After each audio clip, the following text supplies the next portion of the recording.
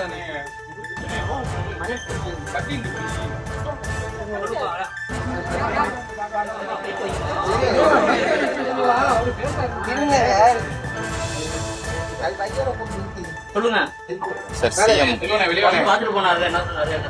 வந்து ஆடியோ கால்ல பேசினாரு.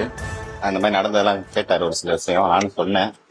என்னென்ன கேட்டாரு சிஎம் வந்து என்னப்பா அப்படி யாரு என்னன்னு கேட்டாரு. நான் எம்பிராஜ் மாதிரி அண்ணன் அஜித் குமார் சார் இந்த மாதிரி விசாரணை கூட்டு போயிட்டு இந்த மாதிரி நடந்துடுச்சு சார், இப்படி இந்த மாதிரி யாருக்குமே இனிமேல் நடக்கக்கூடாது அந்த மாதிரி சொல்லும்போது சரிப்பா வரேன், இது என்னோட ஆழ்ந்த இரங்கலை தெரிவிச்சுக்கிறேன், உங்களுக்கு அடுத்து என்ன வேணும் அப்படின்ற மாதிரி கேட்டாரு. நான் சொன்னேன் இந்த மாதிரி நிரந்தர வேலை வேணும் சார் அப்படின்னு கேட்கும்போது சரி அதெல்லாம் பண்ணித்தரேன், நானே பண்ணித்தரேன், இதை தாண்டி உங்களுக்கு என்னென்ன பண்ணணுமோ நான் எல்லாமே பண்ணித்தரேன்னு சொல்லிட்டு அதோட ஆடியோ கால் பேசினாரு. நீங்க என்ன டிமாண்ட் வச்சீங்க? நிரந்தரம்னா என்ன மாதிரி வேலை கேட்டீங்க? நிரந்தர வேலைன்னு முடிச்சுட்டேன். அண்ணன் பார்த்து கோயில் வேலையிலேயே இல்ல கோயில் வேலை வேணாம், கோயில் வேலை வேணாம்னு சொல்லியாச்சு. மற்றபடி எந்த என்னோட குவாலிஃபிகேஷனுக்கு என்ன ஏதோ அது பண்ணி தந்தேன். ஐடிஐல எலக்ட்ரிக்கல் டெக்னீஷியன் முடிச்சிருக்கேன். அதெல்லாம் இல்லை. ஆறுதல் என்ன சொன்னாரு?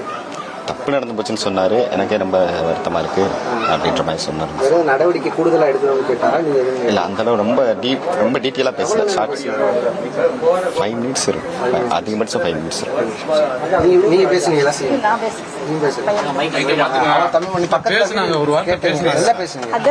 என் பையனுக்கு தண்ணி கூட கொடுக்காம இந்த மாதிரி பண்ணிட்டாங்க. நான் ரொம்ப கஷ்டப்பட்டு குழந்தை பிள்ளை வளர்த்தேன், இதுக்கு நல்ல நீதி கிடைக்கும். இப்போ ரொம்ப வருத்தமா இருக்கு, மனசை தேர்த்திங்க, கொஞ்சம் ரொம்ப கவலையா இருக்கு அப்படின்னு சொன்னாங்க. அதோட உங்களுக்கு சிஎம் பேசுனது எவ்வளோ ஆறுதலாக இருந்துச்சு? நல்லா ஆறுதலாக தான் சார், கொஞ்சம் மனசுக்கு ஆறுதலாக இருக்கு. போதும் சார்.